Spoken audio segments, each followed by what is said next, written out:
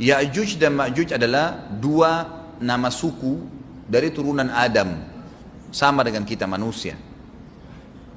Nabi SAW sebutkan ciri-ciri mereka. Mata mereka sobekannya kecil sehingga mata mereka kelihatan seperti sipit, tapi bola matanya besar. Mereka memiliki rambut yang keriting dan mereka memiliki poster yang umumnya seperti poster manusia.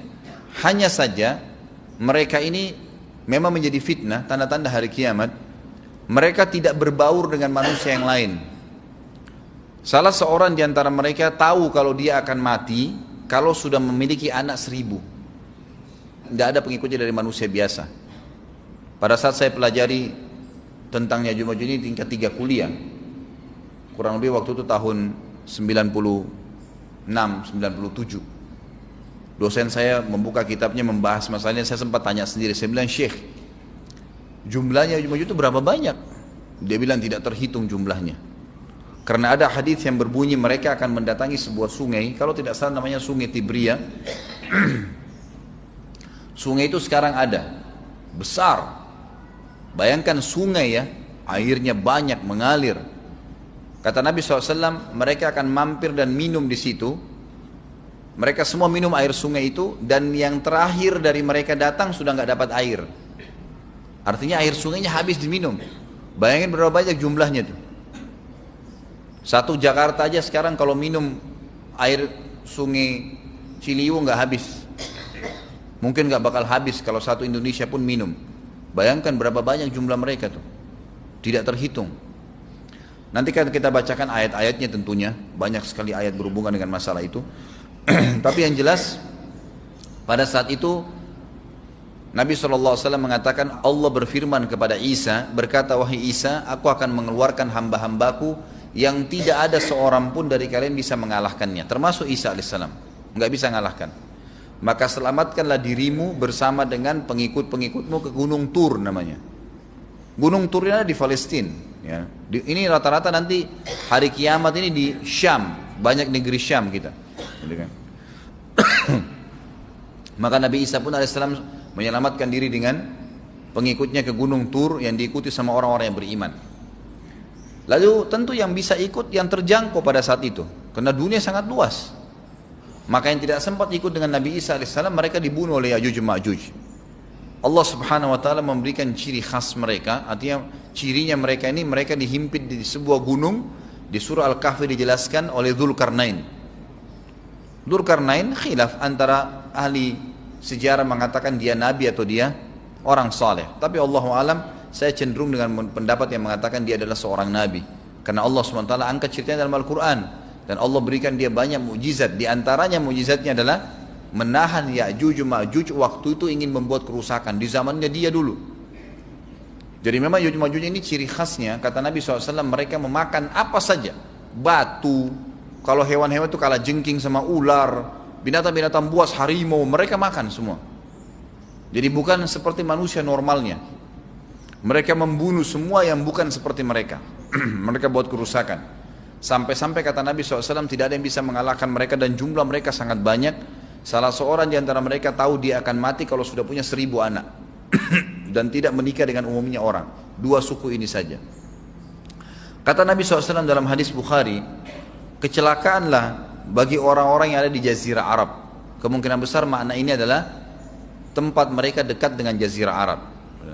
Sebagian ada satu syekh dari Mesir, sekarang ada bukunya sama saya dan sudah terjemahan bahasa Indonesia, judulnya Ya'juj Ma'juj. Kalau Bapak Ibu mau beli bisa, ada judulnya Ya'juj Ma'juj, tapi saya lupa penerbitnya apa. Itu agak tebal, harganya mungkin sekitar 85.000 atau 100 ribuan lah maksimal. Itu khusus, dan beliau adakan penelitian, saya baca dan memang sangat konkret dan ilmiah. Beliau mendatangkan fakta kalau tempat Ya'juj Ma'juj yang disebutkan dalam Al-Quran itu ada di Cina, tembok Cina. Jadi seperti yang disebutkan dalam Al-Quran, 2 gunung yang disatukan, di antara celah gunung itu ditaruh tembaga-tembaga. Pernah pemerintah Cina mendapatkan ada celah dari tembok Cina itu yang bolong, waktu mereka mau tempel bolongan itu dengan batu-batu tanah yang mereka biasa taruh sekarang, ternyata di dalam itu ada tembaga yang mengeras, dan seperti disebutkan dalam Al-Quran.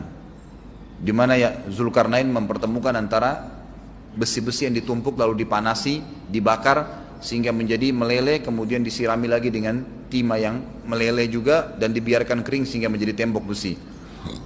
Kata Nabi SAW, kecelakaan bagi orang-orang yang Jazirah Arab karena telah terbuka dari lubangnya Yajuj Majuj sebesar ini. Udah kasih isyarat dengan jari ibu jari sama jari tengahnya. Artinya mereka sudah bisa melihat keluar. Tetapi kata Nabi SAW, setiap hari mereka terus menggali gunung itu, berusaha untuk keluar. Pada saat mereka tiba di malam hari, mereka capek, mereka mengatakan besok kita lanjutin. Mereka bangun besok pagi, gunungnya kembali utuh lagi. Sampai nanti waktu di mana Allah izinkan mereka keluar. Pada saat mereka keluar, maka mereka akan mulai membuat kerusakan. Ada di halaman 82 ya. Al-Anbiya 96 sampai 97 ayatnya.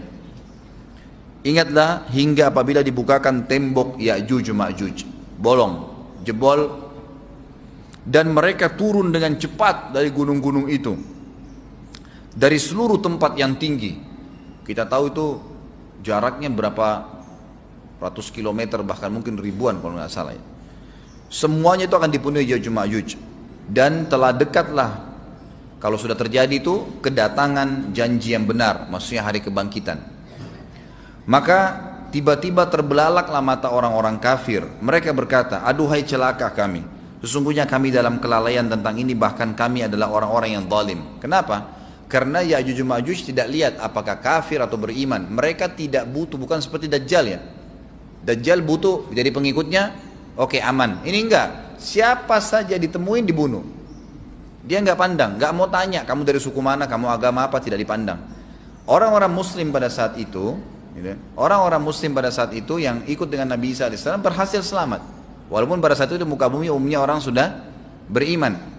Yang dimaksud di sini orang-orang kafir adalah adanya orang-orang yang masuk Islam karena terpaksa, karena mereka tidak terlalu faham pada saat itu, lalu mereka menganggap remeh informasi dari Nabi Isa AS. Maka mereka terbelalak matanya karena dibunuh oleh Ya'juj Ma'juj. Kata Nabi SAW di dalam hadis sahih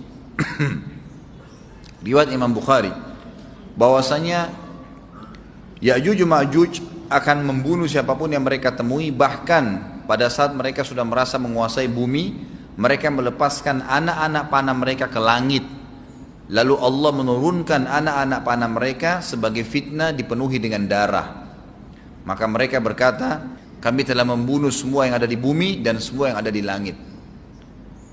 Maka sebagai penutup dalam bahasan itu, kata Nabi SAW, Allah lalu mengizinkan Isa untuk berdoa kepada Allah agar memusnahkan mereka.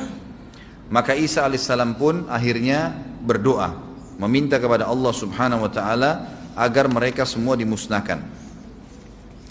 Maka pada saat itu pun Allah Subhanahu Wa Taala menurunkan kepada mereka hama. Sebagian hadis menyebutkan serangga kecil seperti cacing, banyak sekali yang menimpa tubuh-tubuh mereka. Setiap orang satu. Dan itu membuat mereka mati. Membuat mereka mati. Dan mereka mati seketika semuanya. Jadi secara bersamaan semuanya meninggal. Allahu a'lam waktu itu berapa ratus juta jumlah orang Ya'juj Ma'juj pada saat itu, tapi semuanya akan mati. Dan seluruh muka bumi dipenuhi dengan jasad mereka.